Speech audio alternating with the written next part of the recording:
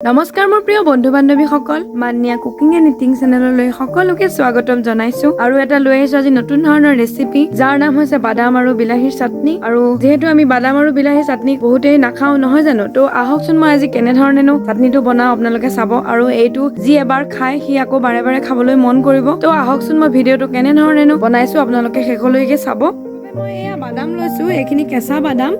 আৰু এয়া লৈছো বিলাহী আৰু এয়া লৈছো মানধনিয়াৰ পাত আৰু এয়া লৈছো নহৰু এখন লৈছো আদা এইকেইটা লৈছো নৰসিংহ পাত আৰু এয়া লৈছো ভোট জলকীয়া বা বিহ জলকীয়া আৰু এতিয়া মই এখন কেৰাহী গৰম কৰি লম আৰু তাৰ বাবে মই এতিয়া এখন কেৰাহী গৰম কৰি লৈছো আৰু ইয়াতে দিম এতিয়া মই অকনমান মিঠাতেল প্ৰায় 1 চামুচে ব্যৱহাৰ কৰিছো আপোনালোকে মিঠাতেল নিদিয়াকৈও ল'ব পাৰে আজি মই মিঠাতেল অকনমান দি লৈছো আৰু ইয়াতে মই দি দিম এতিয়া আৰু বাদামখিনি মই অলপ সময় লৰাই ল'ম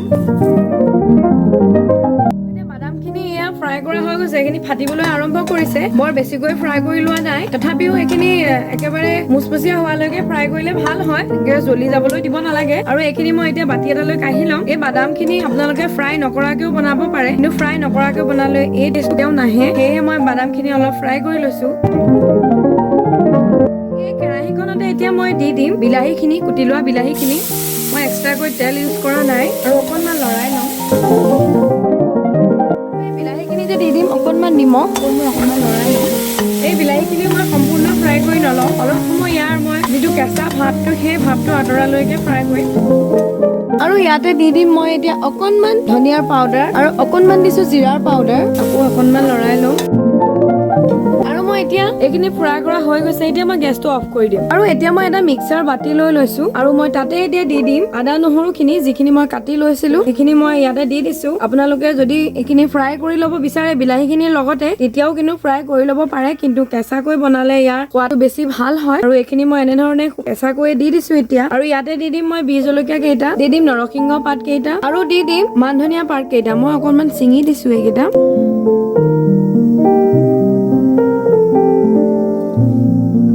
আৰু ইয়াতে মই এতিয়া অকমান ব্যৱহাৰ কৰিম নেমুৰ ৰস মই গোল নেমু অকনমান ব্যৱহাৰ কৰিছো আপোনালোকে ইয়াত ভিনেগাৰ ব্যৱহাৰ কৰিব পাৰে আৰু ভিনেগাৰ ব্যৱহাৰ কৰিলে এইখিনি চাটনি প্ৰায় 5-6 দিনলৈকে ভাল হৈ থাকিব আৰু ইয়াতে মই দি দিম এতিয়া বাদামখিনি আৰু লগতে দি দিম ভাজি লোৱা বিলাহীখিনি আৰু ইয়াত অলৰেডি মই নিমখ দি ৰাখিছিলো সেয়েহে মই এতিয়া এইখিনি অলপ ঠাণ্ডা হোৱাৰ পিছতে মই এটা পেষ্ট বনাই ল'ম আৰু এয়া মই ৰেডি কৰি পেলালো আজি বাদাম আৰু বিলাহীৰ চাটনি আৰু এই চাটনিবিধ খাবলৈ খুবেই টেষ্টি হয় আৰু বনাবলৈও বৰ সহজ আৰু আপোনালোকে যদি এবাৰ খায় তেনেহলে আকৌ বাৰে বাৰে খাবলৈ মন যাব আৰু এইটো আপোনালোকে ৰুটিৰ লগত বা ভাতৰ লগত যিকোনো মুহূৰ্ততে খাব পাৰে আৰু মোৰ ভিডিঅ'টো চাই কেনে পালে শেষত কমেন্ট কৰি জনাবলৈ নাপাহৰিব আৰু যদি ভাল পালে এটা লাইক কৰিব আৰু যিসকলে মোৰ চেনেলটো ছাবস্ক্ৰাইব কৰা নাই তেওঁলোকে মোৰ চেনেলটো ছাবস্ক্ৰাইব কৰি দিব বুলি আশা ৰাখিলো ধন্যবাদ।